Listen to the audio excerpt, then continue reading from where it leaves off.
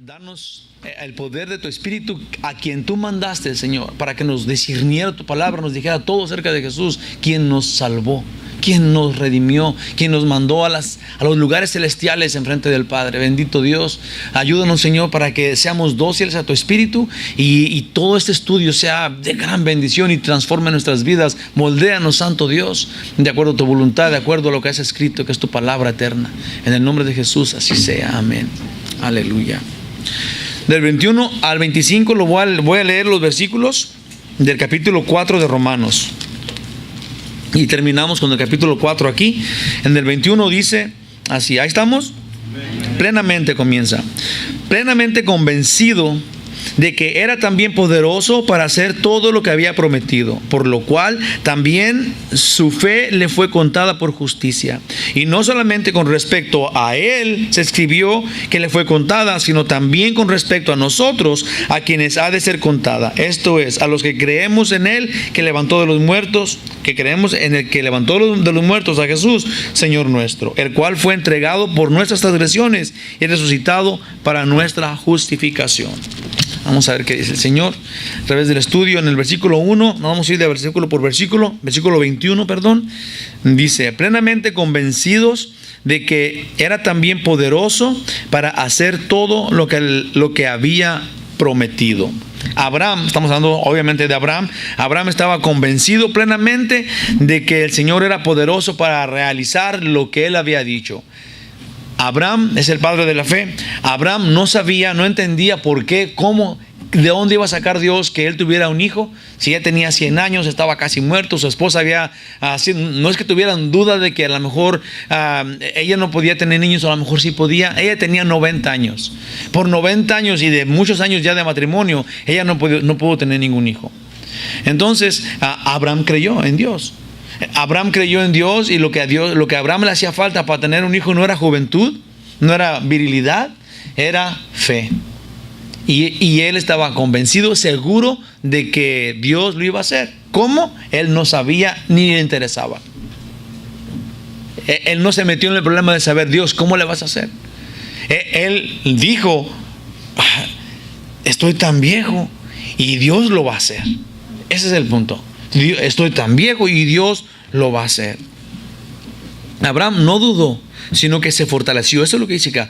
No dudó, sino que se fortaleció en fe, dando gloria a Dios, con absoluta certeza de que Dios puede eso, y especialmente cuando Él mismo lo ha prometido. Ya lo hemos dicho otras veces y yo no me voy a cansar de decirlo nunca. Usted puede dudar, fíjese muy bien en esto y póngalo allí en su mente, apúntelo. Usted puede dudar de todas las personas que profetizan, porque usted no sabe quién le está diciendo. Usted tiene todo el derecho de cuando oiga usted, esto me dijo Dios, yo soñé esto dice el Señor, esto dice Jehová. Usted puede decir, no creo nada. Puede decir eso libremente, bíblicamente. Puede poner en tela de juicio lo que una persona diga que dijo Dios, si no es bíblico. Digamos, me dijo Dios que si te va a caer todo el pelo, no te vas a tener ni nada de pelo, más que uno grandote te va a quedar aquí atrás. Usted puede decir, me lo rasuro, ¿verdad? No quiero tener ese pelote. Usted puede dudar porque usted no sabe quién está detrás de esas. ¿Se acuerdan ustedes cómo en México decían cuando a las personas que adivinan el tiempo, que si va a llover o si no va a llover, ¿cómo le llaman a esos? Mentirólogos, ¿verdad? Sí, acá tenemos a los profetimentirólogos también. Sí, esas personas no sabemos. Puede dudar eso, pero no puede dudar. No debe dudar. No es normal que una persona cristiana dude de lo que dice la palabra de Dios. Ayer cuando estaba, a mí me tocó eso me tocó el tema de lo que está en Efesios hablando acerca de la esposa. Y hubo en medio de la predicación alguien que dijo, sí, pues yo decía que someteos los unos a los otros en el temor del Señor, ¿verdad? Y que las esposas se van a someter a su marido cuando el marido se porte como Jesús. Y el marido se va a someter a su esposa como Jesús no nomás se sometió a su esposa, pero dio su vida por su esposa. Y dijo un señor, es que usted no conoce a la mía.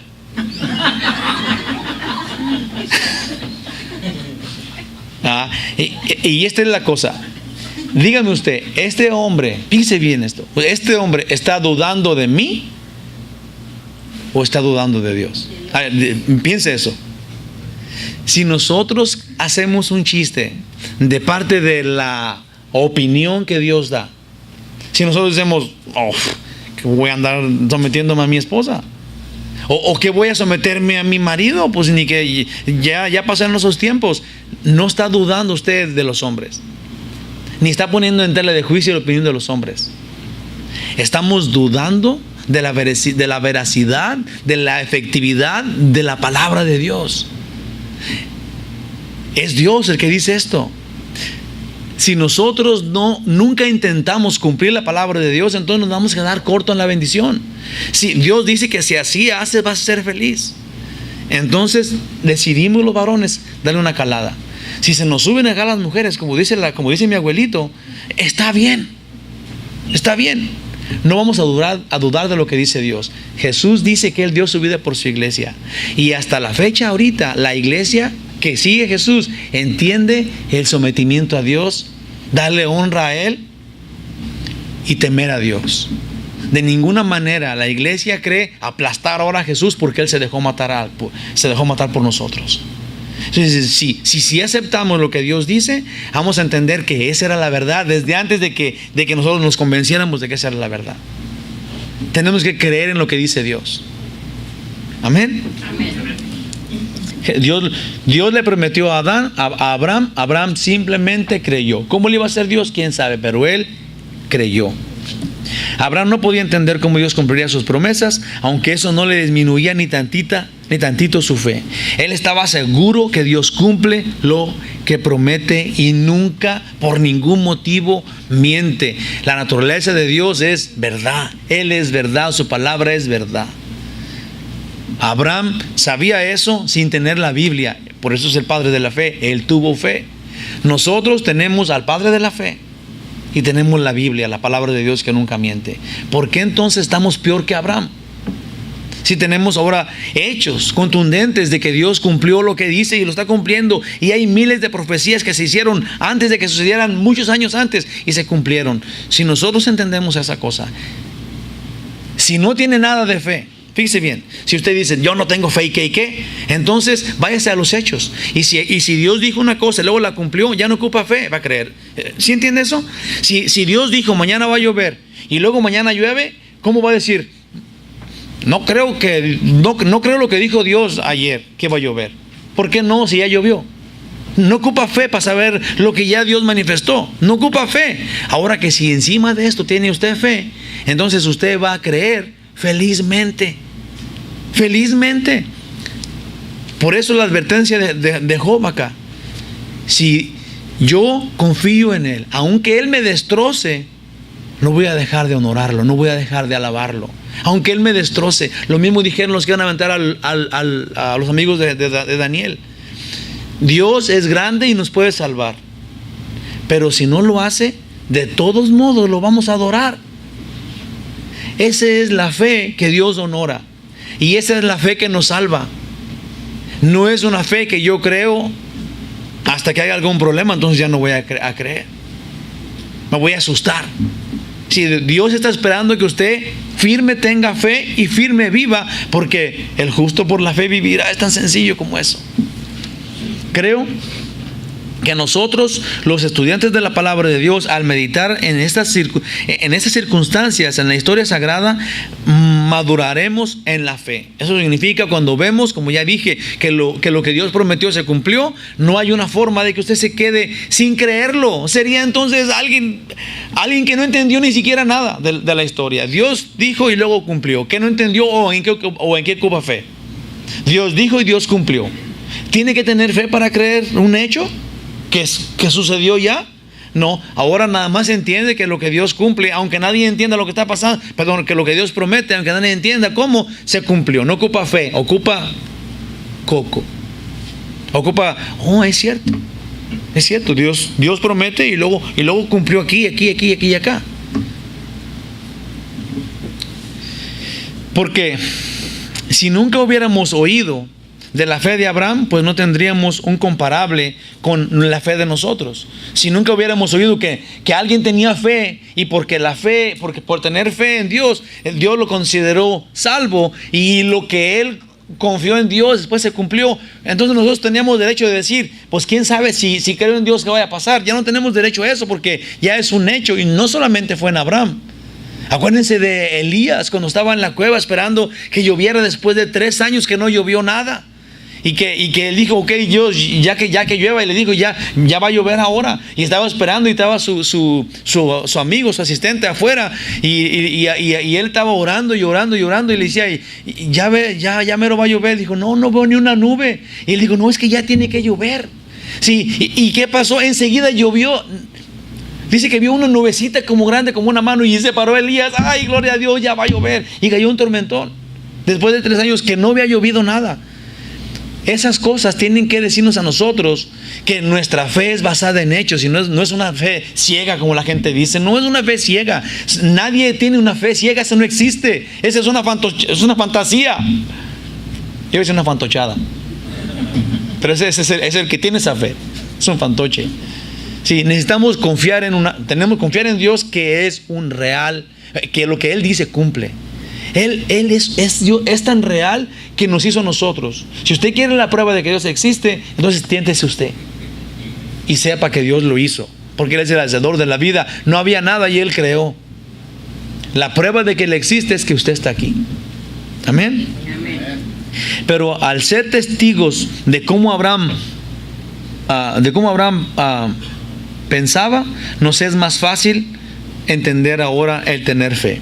Cómo adaptar la actitud del padre de la fe a nuestra propia vida. Algo de lo que podemos decir que es básico en la actitud de fe es saber lo que Abraham sabía. Dios no miente. Lo que Él promete, Él cumple. Si Él dijo que va a venir otra vez, entonces es un hecho que va a regresar.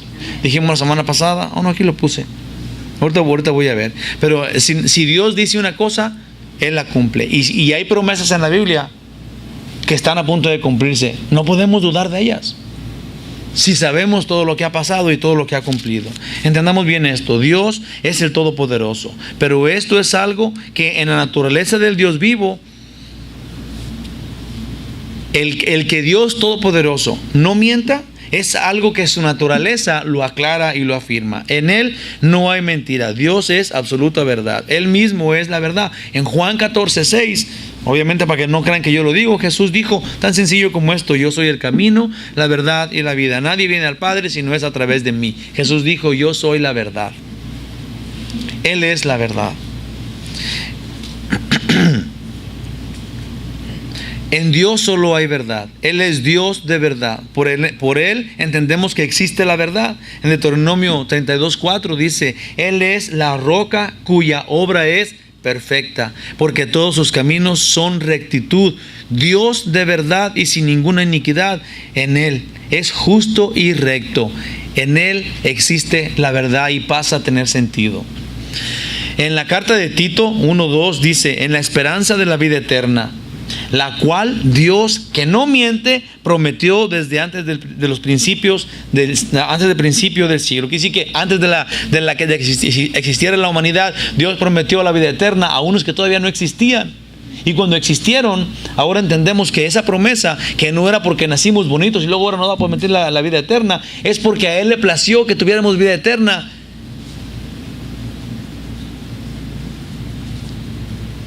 Y Él no miente, dice Tito.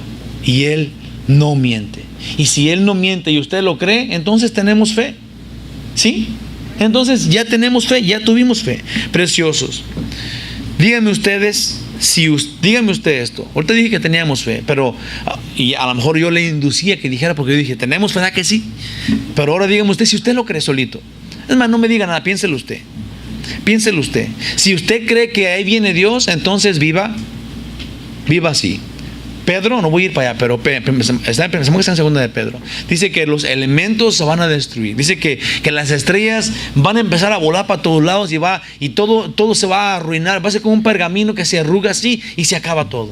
Y dice, qué tan grande, qué tan santa tiene que ser nuestra conducta si usted cree eso. Así dice Pedro. Si ahora entendemos esto, qué tan santa tiene que ser nuestra conducta. porque el Señor viene. Es un hecho. Este mundo no es la promesa. Él va a desbaratar, va a desaparecer estos cielos y esas tierras y va a hacer un nuevo cielo y una nueva tierra. Nuevos cielos y nuevas tierras, en donde no va a existir el sol, donde no va a haber mar. ¿Cree usted eso? A ver, déjese lo digo así como que, ¿va a creer usted eso? A ver, contesten. ¿Usted va a creer esas cosas? ¿Ah, sí? Pues yo también. Si esa es la cosa, usted tiene, porque Dios diga, porque Dios dice, es suficiente, es suficiente. Entonces, viva o muera, como uno que sabe la verdad, diga yo lo creo. Viva o muera, no es la muerte lo que nos va a separar de conocer la verdad o no, de aceptar a Dios o no. Abraham creyó. En Abraham, el nacer de Isaac o el morir de Isaac no le perjudicó en su fe. Creyó cuando nació, creyó cuando le iba a encajar el cuchillo. La vida o la muerte no daba valor ni para arriba ni para abajo a la fe de Abraham. Por eso es el padre de la fe. Ahora, él era un hombre como nosotros, pecador y débil. No tenía nada extraño Abraham. Esa fe la podemos tener nosotros si queremos y si decidimos. ¿La quiere? Pues téngala, porque Dios solamente confió en Dios y la tuvo. Versículo 22 dice: por lo cual también su fe le fue contada por justicia. Dios está buscando a personas que tomen por hecho su palabra. Gracias, hermano. Es decir, que si lees en la Biblia que Jesús viene pronto, Dios quiere que tengas maleta lista. Si Dios dice en la Biblia, y en el último capítulo de Apocalipsis dice: vengo pronto, enseguida, vengo en breve. ¿Qué tienes que hacer? Preparar tu maleta. En serio, agarrar tus tiliches y ponerlos en la puerta. Yo estoy listo porque el Señor ya viene. Ya viene. Él dijo que vengo en breve.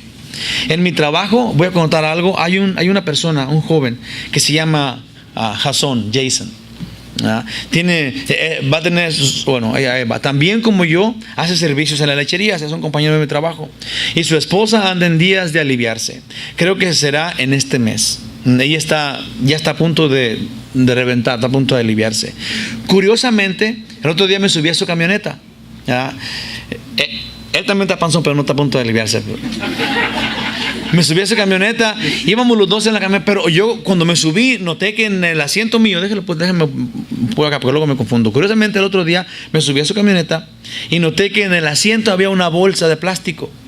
Y no la noté porque me estorbó cuando me iba a sentar y la moví. Pero noté que había en ella una cosa que no es nada de trabajo. En la bolsa donde está allí había tilichitos, había unos zapatos, unos tenis, y había una camiseta y había un short en la bolsita. Y dije: ¿y este qué trae? ¿Verdad?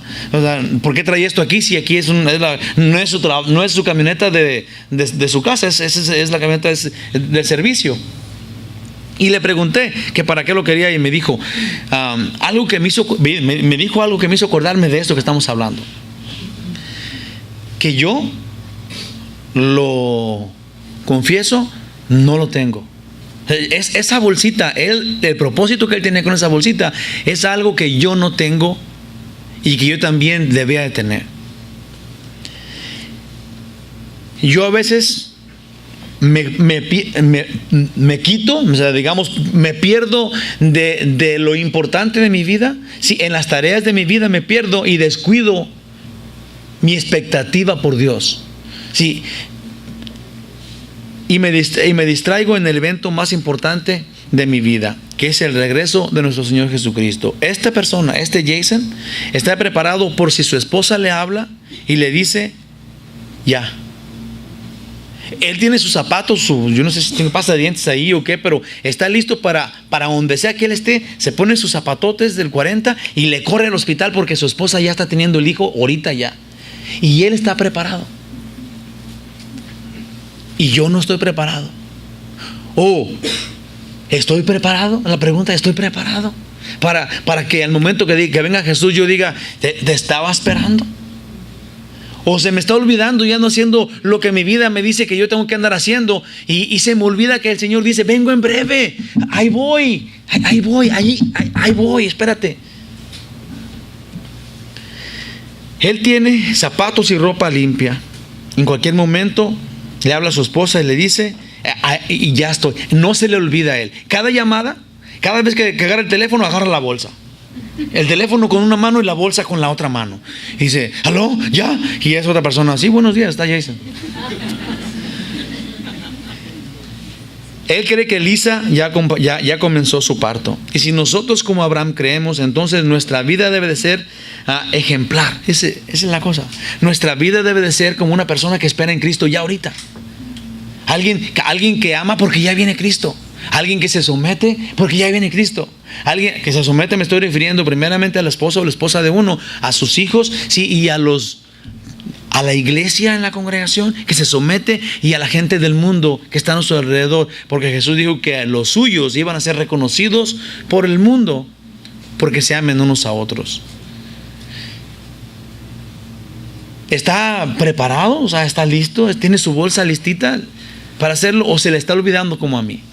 Ahora, si se le está olvidando como a mí, es un llamado para que nos pongamos las pilas. Tenemos que empezar a amar y someternos porque el Señor ya viene. No ponga excusas. Oh, sí, pero es que yo tengo este carácter. Oh, sí, pero es que yo así nací. No, es que no puede ser que yo vaya ahí. O sea, el Señor ya está viniendo ahorita. Ya está a la puerta. El Señor dice que ya está tocando. Ya está a punto. Él dice, yo ya vengo en breve. Ya estoy ahí llegando. Estoy a la vuelta de la esquina. Entonces no está creyendo nada a Dios. Y lo digo para mí también, pues. Estamos oyendo que ya viene el Señor y estamos comiéndonos una nieve como si Él no estuviera diciendo nada. Esto no es exagerar, preciosos. Jesús lo advirtió, debemos vivir en la expectativa de su regreso. Acuérdense de las 10 vírgenes, 5 prudentes y 5 necias. En Mateo 25, 11 al 13 dice, después vinieron también las otras vírgenes diciendo, Señor, Señor, ábrenos. Cuando habían ido a traer otro aceitito, más él les respondió, les dijo, de cierto os digo que no os conozco. Velad velad porque no sabéis el día ni la hora en que el Hijo del Hombre ha de venir. Déjame le digo una cosa que quiero que lo entienda bien. Y el otro día hubo una pequeña controversia acerca de eso.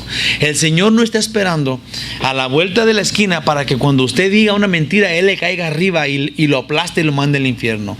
Estas vírgenes, cuando llegaron y tocaron la puerta, sí, el Señor les dijo, no pueden entrar. Pero su mal no estaba cuando tocaron la puerta. Su mal estaba que no se prepararon nunca. Sí, las otras trajeron su aceitote, mucho aceite, y trajeron sus velas, y trajeron todo, y estaban preparadas. ¿Desde cuándo? Desde antes de que llegara el novio. Sí, la cosa es de que ahorita es antes de que llegue el novio. ¿Dónde la bolsa? ¿Dónde su aceite? Sí, no es el momento. Y luego estamos esperando el día de rapto para a ver si me lleva el Señor. Ay, ¿qué tal si me agarra? ¿Qué tal si no me agarra confesado? Decía, no, cuando éramos católicos. ¿Qué tal si no me agarra confesado? ¿Qué tal? El Señor no está esperándonos, como dije, para agarrarnos repentinamente. El Señor quiere que usted esté preparado ahorita, para que tenga la confianza. Yo ya quiero que venga el Señor. Hay tanta diferencia. ¿Qué tal si llega? ¿Qué tal si llega cuando esté pensando aquellas cosas? O sea, tranquilo, usted está esperándolo. Tenemos un justo juez. Es un justo Dios. Hay que confiar en Él. Y si ahorita usted está preparándose, estudiando su Biblia todos los días y está orando, y el Señor no lo va a agarrar cuando apenas diga una mentirilla, que digan qué horas son. Oh, son las 10 y faltan 5. Oh, ya, el infierno. No. O sea, ¿sí entiende lo que digo? O sea, no estoy induciendo a que peque, ¿verdad? O sea, es estar preparado en el todo de nosotros. Estamos esperando al Señor y Él es fiel y justo para perdonarnos y librarnos de toda maldad si confesamos nuestros pecados. Somos sus hijos. Amén. Aprendamos esto, hermanitos, de mi corazón. Dios se agrada de uno que obedece su palabra y que persevera en esta, es decir, no que obedezca ahorita y mañana la olvide. Dios está honorando y esperando llevárselo, raptarlo, sí, a una persona que se entregue a Él y que practique obediencia día y noche. No que seamos perfectos, Dios no dice eso, al revés, dice Él que se acuerda que somos polvo. Él no está esperando nada de nosotros. Él no está esperando que lo impresionemos. Él ya nos salvó. Ahora, como hijos de Dios, vivamos en la esperanza de su venida, tratando de hacer lo mejor que podamos. Eso es todo lo que Él nos pide. Pero no tratemos tan guangamente. Se oyó medio feo, ¿verdad? Ni palabra de ser eso, ¿verdad? Guangamente. Seguramente el Espíritu Santo me puso esa palabra. No sea flojo en su fe, pues. ¿Está bien? Créale a Dios y practique lo más que pueda, lo más fuerte que pueda. Hebreos 10:38 dice: mas el justo por su fe, mas el justo vivirá por fe. Y si retrocediere, no agrada a mi alma, dice el Omnipotente.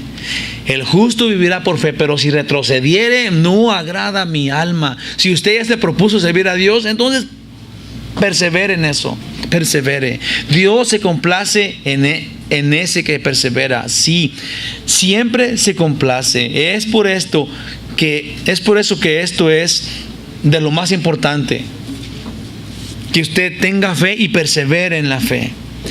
Por fe, por esa fe, Dios acreditó salvación o justificación a la cuenta de Abraham. Observemos con atención: en todos los hombres existe un balance, en todos los hombres nosotros existe un balance negativo o una cuenta en números rojos. En todos los hombres, si estamos, digamos que si el límite de pecado era 1, nuestro balance es 550,000 en números rojos. Sí, para llegar a tener 0 pecado estamos muy lejos. Y 0 pecado sería la salvación, no más. Si tiene un pecado, ya se pasó y va al infierno. Entonces nuestras cuentas están en números rojos, de culpabilidad y de pecado, como en Abraham había. Igualito, Abraham antes de su fe, y enseguida se mantenía en números rojos como nosotros, en pecado. Ahora, para Abraham, que encontró gracia en frente de Dios, Abraham ha quedado blanco como la nieve. Su saldo ahora es 0. O sea, 0 es digamos que la llave al cielo. 0 pecados. ¿Porque Abraham no tenía pecado? No, porque Abraham creyó en Dios y Dios le justificó y le quitó todos sus pecados. Justificado en frente de la presencia de Dios. Dios mismo le había librado de condenación porque Abraham creyó, tuvo fe. Y el Dios Santo lo acepta ahora por creer en Jesús, a través de la muerte de Cristo en la cruz. No que nuestro pecado se quedó sin pago. Costó la vida del Hijo de Dios. Jesús lo hizo todo. Y usted y yo en Él esperamos y estamos salvos. Dios nos ha rescatado. Ya no vamos al infierno. Tenemos la completa persona de Dios en nosotros. Y nosotros tenemos al completo Dios. Tenemos a Dios en nosotros. Y nuestro completo ser está en Dios. Ya tengo, yo creo que desde que comencé me encontré un letrerito en las cosas que pongo. Sí, ya es viejo muchas veces lo he puesto aquí. Dice: solo tendré todo de Dios cuando Él tenga todo de mí. Sí, yo creo que eso es muy importante de entenderlo, porque si el Señor está ahí dándonos y Él no está pidiéndonos nada, como dije la otra vez, mucha gente dice: yo soy salvo a pesar de mí. Eso excluye mi voluntad, y no es así. Yo soy salvo en conjunción con Dios. Yo soy salvo de acuerdo a Dios, en acuerdo con Él. Yo digo sí, Él me salvó, y yo digo sí, Señor, y entonces soy salvo. Conmigo, o sea, Dios no me está cargando a mí aunque yo no quiera. Yo soy salvo porque Él lo hizo y yo acepté. Yo lo seguí. No a fuerzas, es mi voluntad, y es lo que quiere Dios, es lo que Él quiere. Colosenses 2, del 10 al 12 dice: y vosotros estáis completos en Él, que es la cabeza de todo principado y potestad. Estamos completos en Él porque Él es absoluto. En el 11 dice: en Él también fuisteis circuncidados con circuncisión no hecha a mano, al echar de vosotros el cuerpo pecaminoso carnal. Si Dios quiso, Dios hace eso. Somos circuncidados porque Él saca de nosotros el cuerpo pecaminoso y carnal en la circuncisión de Cristo.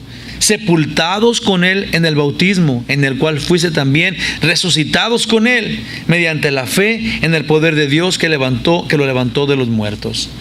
Nosotros tenemos la fe en el que tiene el poder para dar la vida a los muertos.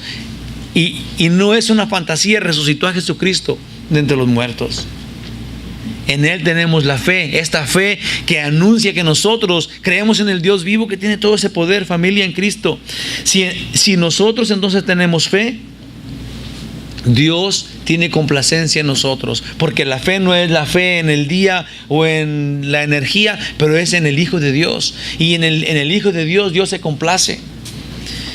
Y en Él estamos. Dios apremia al que así cree. Esforcémonos casi a muerte por conseguir tener fe. Sin fe no podemos agradar a Dios de ninguna manera. Sin fe no tenemos las promesas. Si no creemos en Jesús, no hay promesas o las promesas no son nuestras.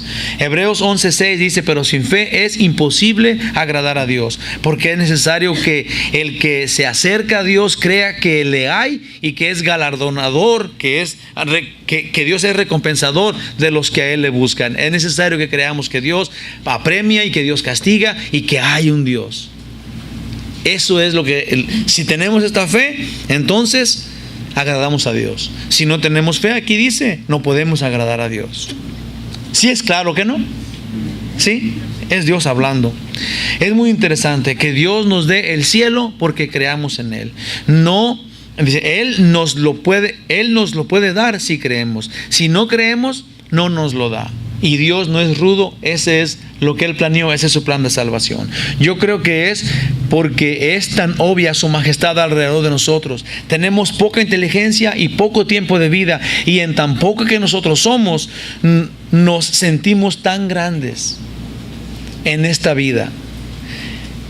Somos poquito, tenemos límites en nuestra inteligencia y tenemos una corta vida. Y luego desperdiciamos todo esto. Como que Dios no existe. Es como decimos, ¿dónde está Dios? Pues, y estamos en medio de su creación majestuosa. ¿Por qué tenemos esa actitud? ¡Qué angustia! Yo no soy Dios, gracias a Dios. Pero yo he escuchado a alguien que dice, todo es Dios. Dios soy yo. Y yo digo, wow, o sea, ¿de dónde saca esta persona?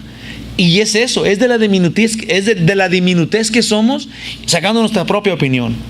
Eso es. Suena tan necio y tan lejos de la verdad. Y eso lo cree de veras. Hay gente, hay grupos, hay muchísima gente que es atea y decide eso porque en su chiquitez, otra vez una palabra diferente, ¿verdad? Que voy a hacer mi propio diccionario, yo creo. Estando chiquitamente, sí, somos tan pequeños y creemos que somos tan grandes, más grandes que Dios. Algunos creen que son más grandes que Dios. En realidad, lo que Dios nos pide es absolutamente poco. Porque Él sabe que podemos dar no más poco. 5 peces y 2 pescados. Es suficiente, todos van a comer. Sí, nos pide bien poquito. ¿Por qué no entendemos eso? No podemos darle mucho, no a lo que tenemos, y es tan poco. Eso poco que tenemos habla de nuestra realidad. Nuestra realidad es eso, es ser poco. Entonces, démoselo a Dios, pues, para que lo multiplique. Somos nosotros criaturas de Dios.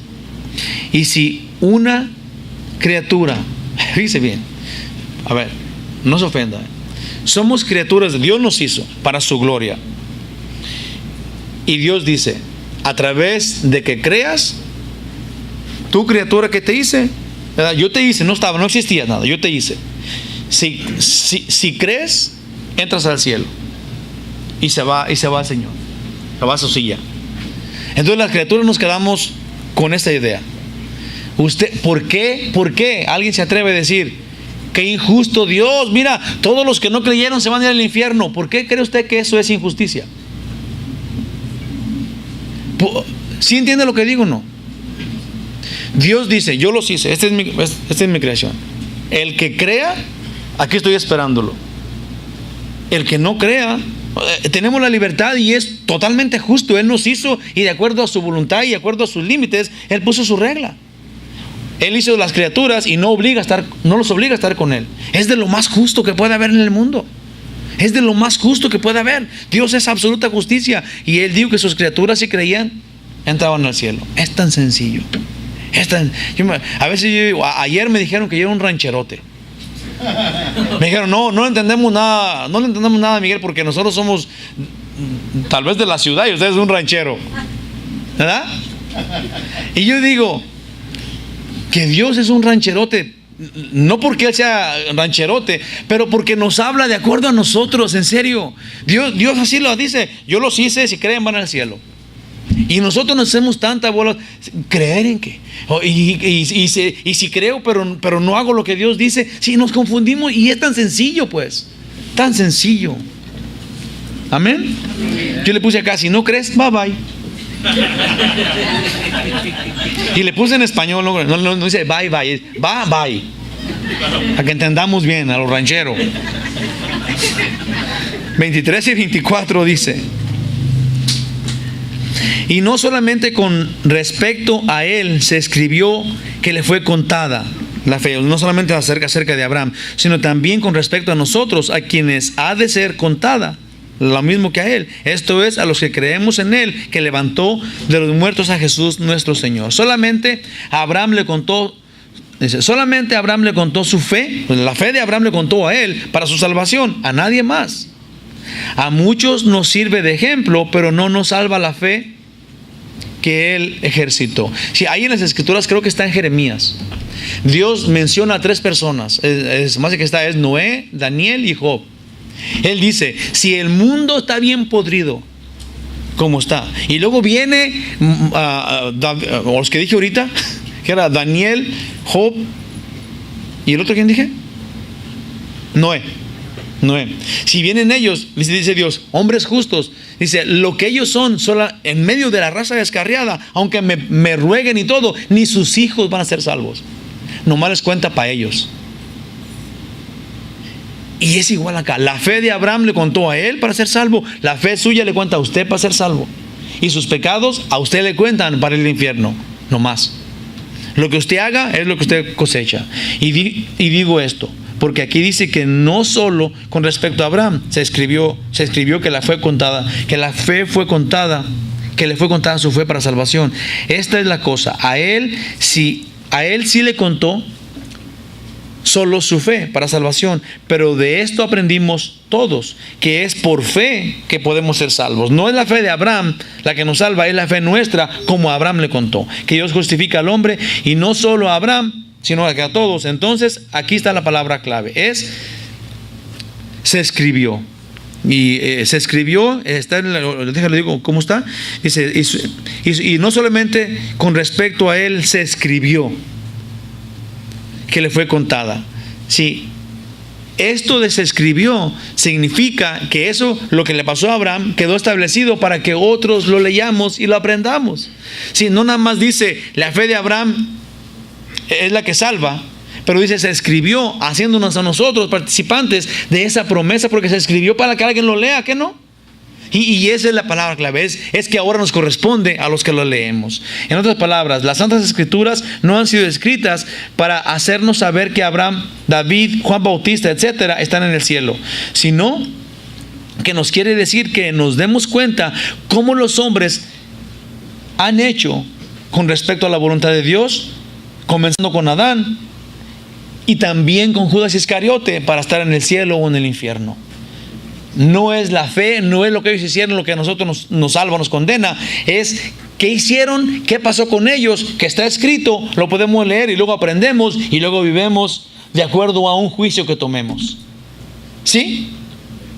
Es precioso eso. Eso es lo que tenemos que hacer con las Escrituras. Ver qué es bueno, qué es malo, cómo yo puedo vivir mi vida y luego vivirla, practicarla, porque decidí seguir a Cristo o no.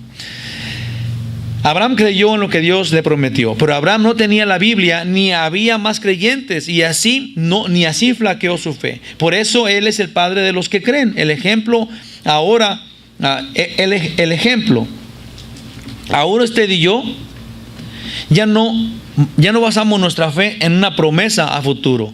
Nosotros creemos en un hecho que Jesús de Nazaret hizo. Y este Jesús de Nazaret es hijo de María, y su padre adoptivo fue José, quien tuvo también hermanas y hermanos, y que sus hermanas estaban entre la comunidad, y que los nombres de sus hermanos los conocemos. Por ejemplo, en Mateo 13, 55-56 dice: ¿no es este el hijo del carpintero? ¿No se llama su madre María y sus hermanos Jacobo, José, Simón y Judas? 4 hermanos. ¿No están todas sus hermanas con nosotros? Que significa que no era una.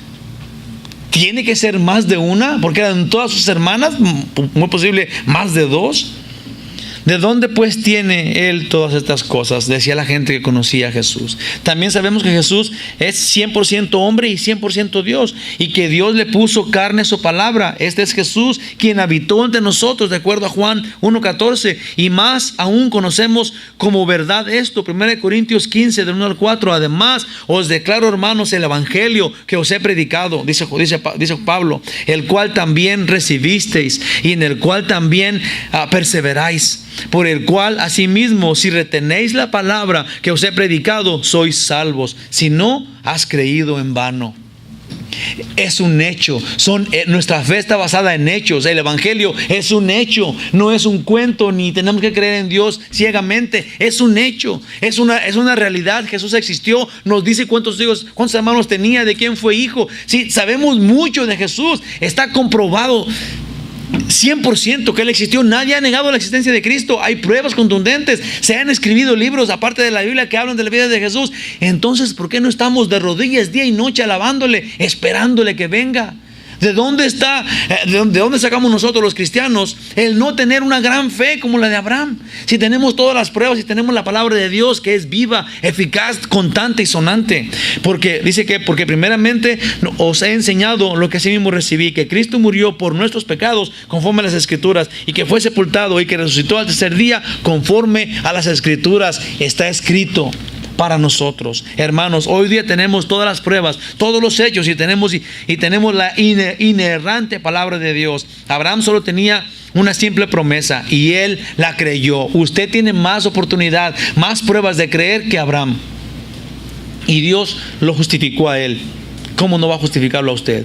Nosotros tenemos afirmaciones increíbles en la misma palabra de Dios. Por ejemplo, Pedro dice que la Biblia es un libro profético inspirado en su totalidad por Dios mismo. Segunda de Pedro 1, 19 al 21 dice: tenemos también la palabra profética más segura. ¿Dónde está la profecía? ¿A quién tenemos que creer? Aquí está la palabra profética más segura, a la cual hacéis bien en estar atentos, como a una antorcha que alumbra en un lugar oscuro, hasta que el día esclarezca y el lucero de la mañana salga en vuestros corazones. Entendiendo primero esto, que ninguna profecía de la Escritura es de interpretación privada, porque nunca la profecía fue traída por voluntad humana, sino que los santos hombres de Dios hablaron siendo inspirados por el Espíritu Santo.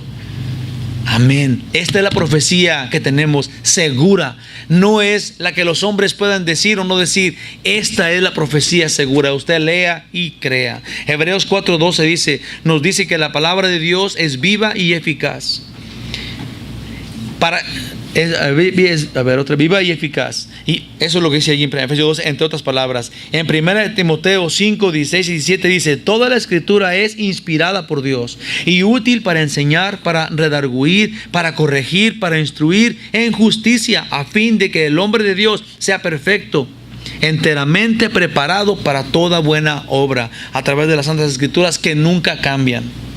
Abraham tenía una fe más grande y con pocas pruebas. Nosotros tenemos un mundo de pruebas y una fe chiquita.